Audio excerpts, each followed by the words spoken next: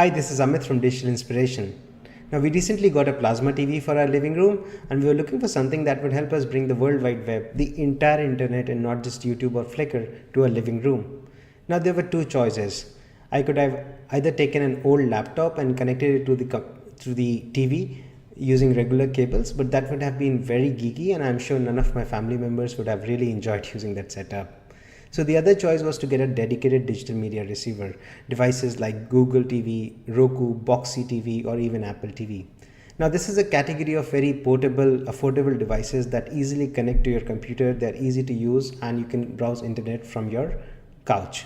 Now, if you're in the US, you would probably compare these devices based on what services they support, whether it supports Netflix, Hulu, Amazon Video on Demand, Pandora, and stuff like that. But unfortunately, none of these streaming media services are available here in India, so the selection criteria is very, very different.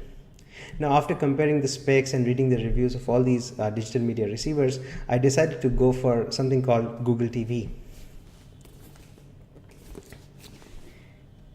Now, this is basically, the box is called Logitech Revue. The hardware is made by Logitech, it's called Revue, but the internal software is powered by Google TV. Now this box comes with two things. There is the regular set-top box that connects to your TV via an HDMI cable. Now think of it as a CPU of your computer. It has several ports. There is USB for connecting to USB flash drives so that you can browse the media on your TV, or you can connect a webcam here and do live chatting from your TV. Then there are HDMI ports for connecting to your TV.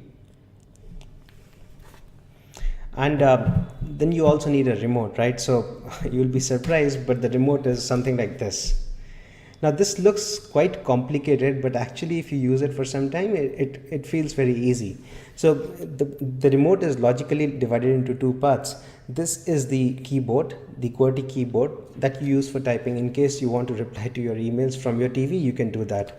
And this side is the stuff that's required for TV. So this is the trackpad like you have it on your laptop so that you can operate the mouse on the screen. And then you have these buttons in case you want to bookmark websites, you want to move cursor, right? So it's actually very easy, but if it feels a bit odd to use such a kind of a device for controlling your TV, the good thing is they also have apps. For instance, they have an app for Android. So this basically Google TV app for Android that turns your Android phone into a remote. Or if you're an iPhone user, they also have an app for your iPhone. They don't have an app for an iPad, but because all iPhone apps are compatible with the iPad, so you can also install this app on your iPad like this. Unfortunately, these apps are not available in the Indian iTunes store, but you can easily create another account and download these apps. So that's the basic of Google TV, but how is the device itself? So now let's jump in.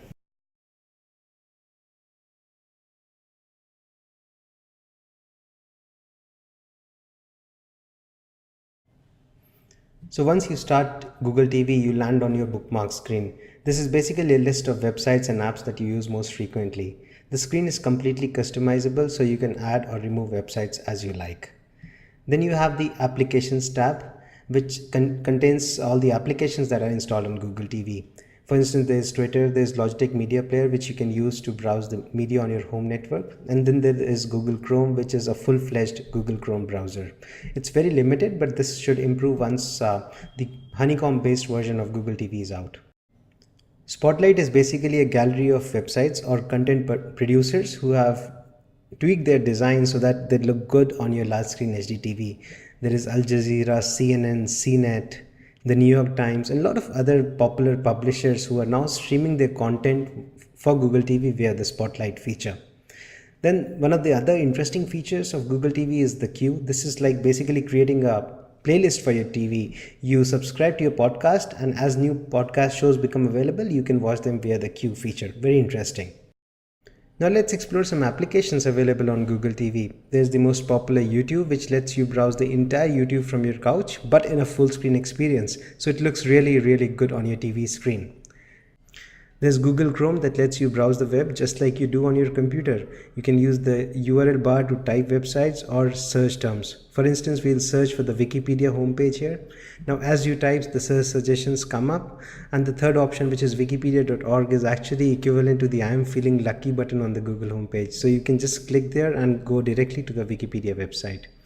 Now, once you are on a web page, you can click on links just like you do on your computer screen using the keyboard controls. Now let's look at another popular app that ships with Google TV, and that's Twitter. Now with the Twitter app, you can see your tweets, you can see who has written to you using the mentions tab. Now for this example, I'll quickly reply to a tweet so that you get an idea how it is to use Twitter from Google TV. It's quite easy actually. Now let's go back to Spotlight and try one of the sites there. For instance, CNET, the popular technology website. Now if I click on the CNET icon, I'm taken directly to their video site. But the formatting is such that you see no clutter, all you see is the video on the screen. The quality is really good, there's no buffering, but it actually depends on your internet speed. You can switch videos using the keyboard controller again by clicking the thumbnail, so it's a very good experience overall. So that was a quick video tour of Google TV.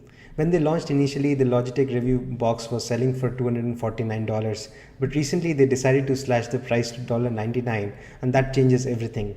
Google TV is certainly great value for money, and with honeycomb based Google TV expected in the coming weeks or months, that would bring apps to your living room TV, and that would make this device all the more exciting.